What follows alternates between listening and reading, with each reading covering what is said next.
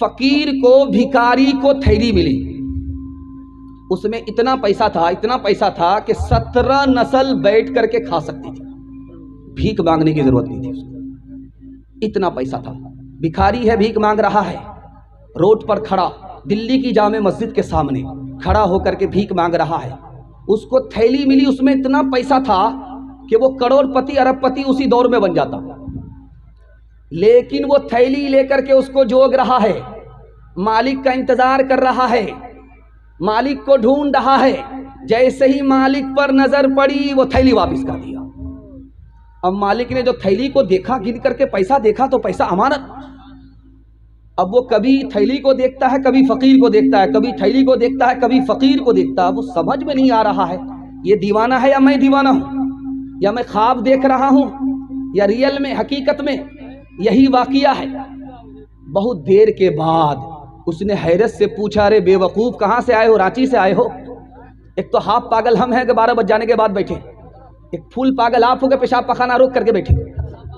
تو اس نے پوچھا حیرت سے، ارے اللہ کا بندہ، تم بھیک مانگتے ہو، ایک ایک پیسے کے محتاج ہو، بیگ میں تھیلی میں اتنا پیسہ تھا کہ اس کو رکھ لیتے تو 17 نسل تمہاری تر جاتی، تم نے واپس کیوں کر دیا؟ اس کا جواب سنیے، ایسی محبت اللہ نبی کی ہم سب کو عطا فرمائے۔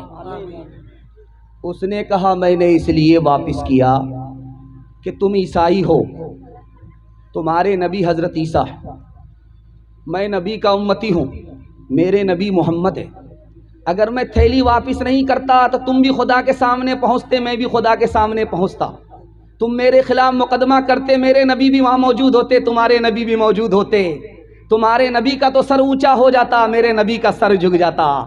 میں اپنے نبی کے سر کو اٹھانا تو دیکھ سکتا ہوں، جھکانا نہیں چاہتا۔ دوسری مثال آپ کے سامنے لے کر کے آ رہا ہوں، بہت دھیان سے سنیے گا۔ گھر کا سارا مال چوری ہو گیا اور آدمی نے معاف کر دیا چور کو۔ لوگوں نے کہا کہ اس کا تو ہاتھ کاٹنا چاہیے، اس کو تو جیل میں ڈالنا چاہیے، اس کو تو پھانسی پر چڑھانا چاہیے، زندگی بھر کا کمایا ہوا پیسہ اس نے لوٹ لیا، لیکن گھر کے مالک نے معاف کر دیا۔ اب اس سے پوچھا، رہے اللہ کا بندہ معاف کیوں کر دیا؟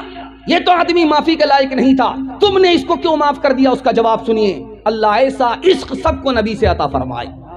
اس نے کہا کہ میں نے اس لیے معاف کر دیا، اگر میں معاف نہیں کرتا تو اس کا جھگڑا میرا جھگڑا خدا کی عدالت میں پیش ہوتا، اور جتنی دیر جھگڑا حل نہیں ہوتا اتنی دیر ہمارے نبی کو جنت سے باہر کھڑا رہنا پڑتا۔ میں اپنے نبی کو جنت کے اندر دیکھنا چاہتا ہوں، باہر کھڑا دیکھنا نہیں چاہتا۔ دو مثال ہے، پیغام ختم کر رہا ہوں۔ انشاءاللہ بیوی سے پوچھ کر کے داڑھی رکھیں گے، ہاتھ اٹھائیے، انشاءاللہ بالکل صحیح جا رہا، ذرا دھیان رکھیے گا۔ قبولیت کی گھڑی ہے، اب دعا ہونے والی ہے، دعا کیجیے اللہ ہم سب کی دعا کو قبول فرمائے اور جلسے کو اللہ قبول فرمائے، مدرسے کو اللہ اپنے خزانے غیب سے چلائے اور اس کی ضرورت کو پوری فرمائے۔ دھیان سے سنیے گا۔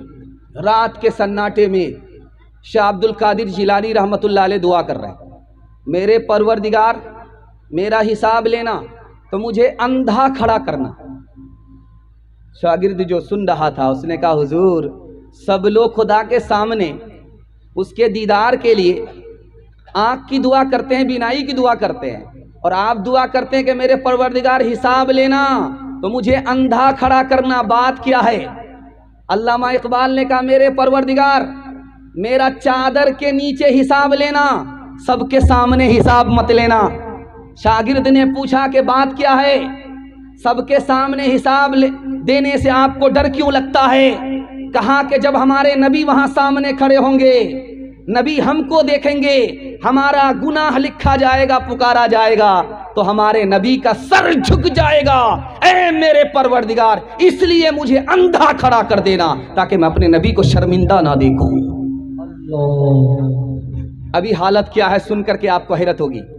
بچہ پیدا ہوا، ختنہ کرنے کا وقت آیا تب نبی یاد آتے ہیں، بیٹا جوان ہوا، نکاح کرنے کے وقت میں نبی یاد آتے ہیں، بستی میں جنازہ اٹھا، دفن کرنے کے وقت میں نبی یاد آتے ہیں، اس کے بعد زندگی بھر کے لیے اپنے نبی کو بھول جاتے ہیں۔